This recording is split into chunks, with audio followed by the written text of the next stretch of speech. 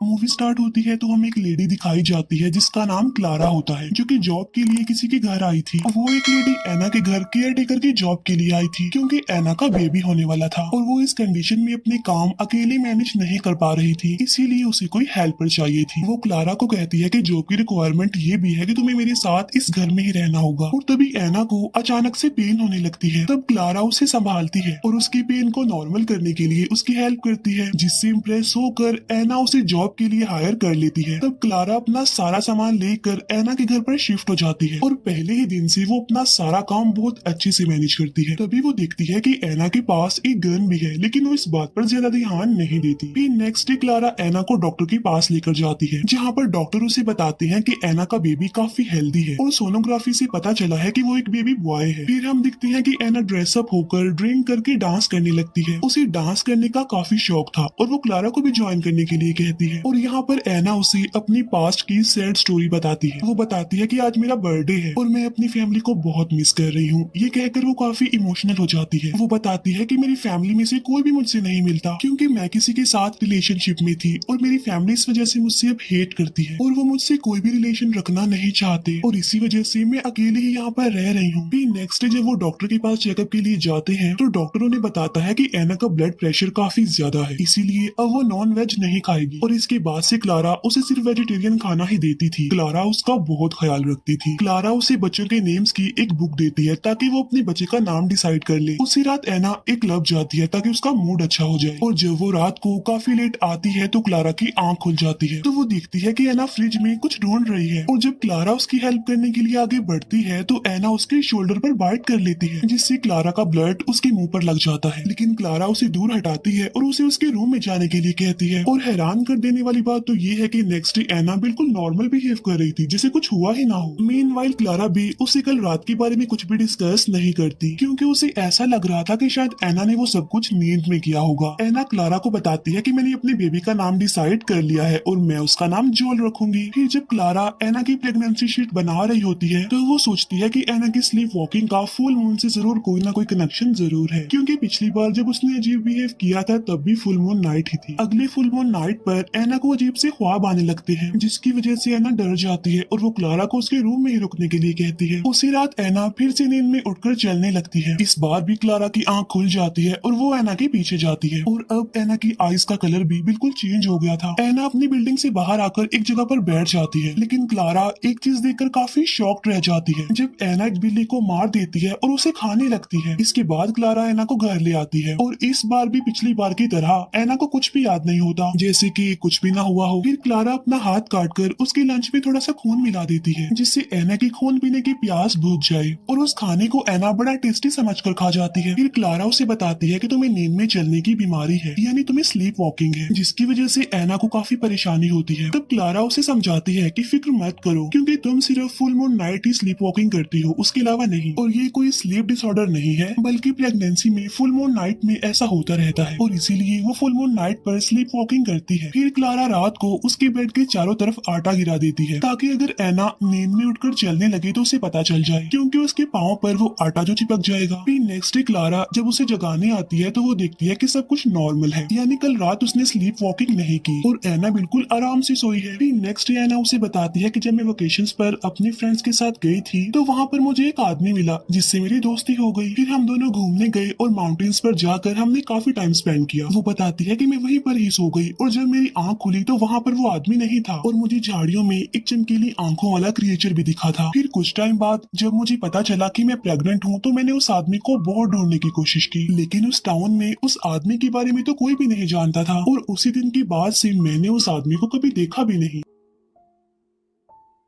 फिर अगली full moon night पर हम देखते हैं कि एना को काफी पेन होती है। तब ये देखकर क्लारा डॉक्टर को कॉल करने लगती है, लेकिन अब इसका कोई फायदा नहीं था क्योंकि काफी देर हो चुकी थी, क्योंकि एना का बेबी उसका पेट फाड़कर बाहर आ जाता है, जिससे एना की वहीं पर ही मौत हो जाती है। ये सब कुछ देखकर क्लारा बहुत ज्यादा शॉक्ड हो जाती है और जब क्लारा उस बेबी को देखती है तो उसे पता चलता है कि ये कोई नॉर्मल बच्चा नहीं है, बल्कि वो एक वेयरवुल्फ है। और जब क्लारा उसे शूट करने वाली होती है तो वो ऐसा नहीं कर पाती। फिर क्लारा अपना सारा सामान लेकर उस बच्चे समेत वहाँ से चली जाती है। फिर वो सोचती है कि मैं इस बच्चे को कहीं पर छोड़ दूंगी, लेकिन वो ऐसा भी नहीं कर पाती और इसीलिए वो उस बच्चे को वहाँ पर लेकर चली जाती है जहाँ पर वो पहले रहती थी और वो फैसला करती है कि वो इस बच्चे को अपने पास ही रखेगी। फिर इसके बाद हमें 7 साल बाद का सीन दिखाया जाता है जहाँ पर हम देखते हैं कि एना का बच्चा अब बड़ा हो गया है और क्लारा उसे पाल रही है, उसे बड़ा कर रही है और वो उस बच्चे का वही नाम रखती है जो कि उसकी मदर ने डिसाइड किया था, यानी जोल। जोल दिखने में बाकी बच्चों की तरह ही लग रहा था, वो बाकी बच्चों की तरह ही स्कूल जाता था और स्टडी करता था। अब क्योंकि क्लारा कोई भी रिस्क लेना नहीं चाहती थी, इसीलिए उसने हमेशा से ही जोल को नॉन वेज से दूर रखा और उसे वेजिटेरियन ही बड़ा किया। फिर हम देखते हैं कि फुल मून नाइट में क्लारा जोल को एक स्पेशल रूम में सुलाती है जहाँ पर वो उसे चेन से बांध कर रखती है। नेक्स्ट डे हम देखते हैं कि जोल की पूरी बॉडी बालों से भरी हुई है और इस टाइम भी वो नॉर्मल नहीं लग रहा था क्योंकि वो हर फुल मून नाइट पर वेयरवुल्फ बन जाता है। क्लारा उसकी फुल बॉडी की शेव करती है और वो पहले की तरह नॉर्मल बच्चा ही लग रहा था। यहाँ पर हम ये भी जान पाते हैं कि क्लारा ने जोल को कभी भी उसकी मदर यानी एना के बारे में नहीं बताया था। उसने उसे सिर्फ इतना ही बताया होता है कि तुम मुझे एक रिवर के पास मिले थे और उसके बाद मैं तुम्हें अपने घर ले आई। फिर हम देखते हैं कि जोल को स्कूल से छुट्टी हो गई थी, लेकिन क्लारा एक फार्मेसी कंपनी में जॉब करती थी और उसे अपने जॉब पर जाना था, इसीलिए वो जोल को अपनी मदर के पास छोड़ देती है और खुद वो काम पर चली जाती है। यहाँ पर क्लारा की मदर समझती है कि जोल कुछ बीमार लग रहा है क्योंकि वो हमेशा वेजिटेरियन ही खाता है, इसीलिए वो उसे लंच में नॉन वेज खिला देती है और जोल उसे बड़े मजे से खा भी लेता है। और शाम को जब क्लारा घर आती है तो जोल ने उसके सामान से एना की एक पिक्चर ले ली थी। तब जोल क्लारा से पूछता है कि ये कौन है, जिस पर क्लारा उसे कहती है कि मैं तुम्हें बताने ही वाली थी कि ये तुम्हारी मदर है और जब तुम पैदा हुए थे तो इनकी डेथ हो गई। लेकिन जोल उसकी कोई भी बात नहीं सुनता और उसे मिसबिहेव करने लगता है। लेकिन जब जोल उसकी कोई भी बात नहीं मानता तो क्लारा उसे फिर से उसके रूम में बंद कर देती है, लेकिन इसी कोशिश में जोल उसे इंजर्ड भी कर देता है। लेकिन क्लारा को फिर भी समझ नहीं आती कि आखिर जोल ऐसे बिहेव क्यों कर रहा है। फिर इसके बाद क्लारा अपनी मदर के पास जाती है और उससे पूछती है कि जोल ऐसा बिहेव क्यों कर रहा है, जिस पर क्लारा की मदर कहती है कि मैंने उसे डिनर में नॉन वेज खिला दिया था, जिससे वो समझ जाती है कि जोल नॉन वेज खाने की वजह से ऐसे बिहेव कर रहा है। फिर रात को जब जोल के फ्रेंड्स उसे मिलने आते हैं तो क्लारा उनसे कहती है कि तुम चले जाओ यहाँ से, वो सो रहा है। फिर नेक्स्ट डे क्लारा जोल को बताती है कि तुम बिल्कुल अपनी मदर जैसे दिखते हो और तुम्हें भी डांस करना बहुत पसंद है जैसे तुम्हारी मदर को पसंद था। तब जोल पूछता है कि मेरी मदर की डेथ कैसे हुई, जिस पर क्लारा कहती है कि जब तुम बड़े हो जाओगे तो मैं तुम्हें ये सारी बात बता दूंगी। और इसके बाद जोल अपने फादर के बारे में उससे पूछता है, जिस पर क्लारा कहती है कि उनके बारे में तुम्हें कुछ नहीं जानती। लेकिन जोल जो कि अब भी क्लारा से काफी नाराज था, वो उससे ठीक तरह से बात भी नहीं कर रहा था। इवन अब जोल अपने फादर को ढूंढना चाहता था, इसीलिए स्कूल खत्म होने के बाद वो अपनी फ्रेंड के साथ अपने फादर को ढूंढने के लिए जाता है। वो एक मॉल में जाते हैं जहाँ पर एना ने शॉपिंग की थी और इस मॉल का नाम जोल ने उस बॉक्स पर देखा था, जिस बॉक्स में से उसने अपनी मदर की पिक्चर निकाली थी। स्कूल खत्म होने के बाद जब क्लारा उसे लेने जाती है तो वहाँ पर जोल नहीं था। फिर वो उस बच्चे के फादर के पास जाती है जिसे जोल अपने साथ ले गया था, जिस पर वो आदमी कहता है कि तुम्हें फिक्र करने की कोई जरूरत नहीं है, बच्चे हैं अक्सर ऐसा करते रहते हैं और जब उन्हें भूख लगेगी तो खुद ही घर आ जाएंगे, देखना। और इसके बाद क्लारा जोल के दूसरे फ्रेंड के घर जाती है और उससे जोल के बारे में पूछती है, लेकिन वो भी जोल के बारे में कुछ नहीं जानती थी।